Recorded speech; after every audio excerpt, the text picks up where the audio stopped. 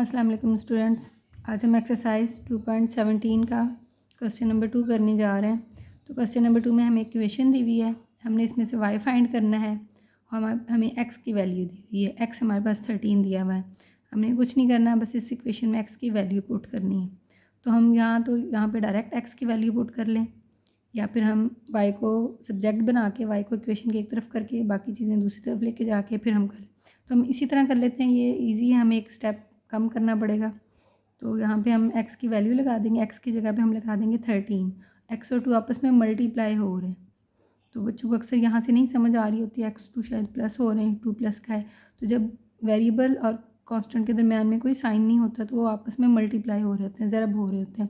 यहाँ पर ये दोनों ज़रब हो रहे हैं। y को हमने फाइंड करना है, तो y वैसे ही आ जाएगा। दूसरी तरफ है 4, 13 को 2 से मल्टीप्लाई करें, 13 2 ज़ा 26, 13 2 26। आपको टेबल्स आने चाहिए अच्छे से, कम से कम 15 तक आपको टेबल्स आने चाहिए। यहाँ पे देखिए बन गया 26। तो हम y को हमने फाइंड करना है, तो हम 26 को दूसरी तरफ इक्वेशन के ले जाएंगे। तो 26 यहाँ पे क्या हो रहा है, तो ये जो साइन है ये y का है, यहाँ पे 26 प्लस है, ठीक है। 26 यहाँ पे प्लस हो रहा है, तो दूसरी तरफ लेके जाएंगे, ये हो जाएगा माइनस। तो 26 के साथ माइनस का साइन लगाना है, 4 के साथ नहीं लगा देना, 26 के आगे माइनस का साइन लगाना है। तो 26 यहाँ पे बड़ा है, 26 में से 4 हम माइनस करेंगे, ये आ जाएगा 22। लेकिन क्योंकि 26 बड़ा है तो साइन 26 के साथ का आ जाएगा -y। तो ये हमारे पास y की वैल्यू आ गई -22 बस। नेक्स्ट क्वेश्चन 3 और 4 सेम है।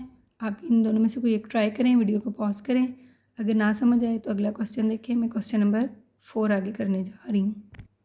क्वेश्चन नंबर 4 में हमने x फाइंड करना है और y हमारे पास -1 दिया हुआ है। तो ये इक्वेशन जो इस फॉर्म में है, एक तरफ इक्वेशन के 0 है, बाकी इक्वेशन इस तरफ है। तो सेम वही, हम चाहें तो पहले y की वैल्यू लगा लें, चाहे तो इसको अरेंज कर लें। तो हम पहली वैल्यू लगा लेते हैं, तो 7 y की जगह पे आ जाएगा -1। 7 और y आपस में मल्टीप्लाई हो रहे हैं, ठीक है।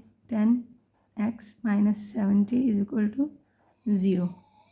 अब यहाँ पे हम 7 को 1 से मल्टीप्लाई कर देंगे, तो ये हमारे पास आ जाएगा -1 है ये, ठीक है। ख्याल रखना है साइंस का, ये जगह -7 यहाँ पे आ गया। -10x फ़िलहाल के लिए ऐसे ही है, -70 = 0। तो ये भी कांस्टेंट है, ये भी कांस्टेंट है, हम इन दोनों को आपस में सॉल्व कर लेते हैं। -70 -77, तो ये बन जाएगा -77। माइनस माइनस प्लस करते हैं, लेकिन साइन माइनस का आता है। ये वाले रूल्स हमने किए हैं, आप इसको रिकॉल करते रहा करें। यहाँ पे 77 माइनस हो रहा है, इसको जब हम इक्वेशन के दूसरी तरफ लेके जाएंगे तो वहाँ पे ये प्लस हो जाएगा। ये जो है ये माइनस का है, ये स्टिल माइनस का ही रहेगा, इसका माइनस अभी चेंज नहीं होगा। ये 77 माइनस का है, तो इसको हम दूसरी तरफ ले जाएंगे, ये 77 प्लस का बन गया, ठीक है।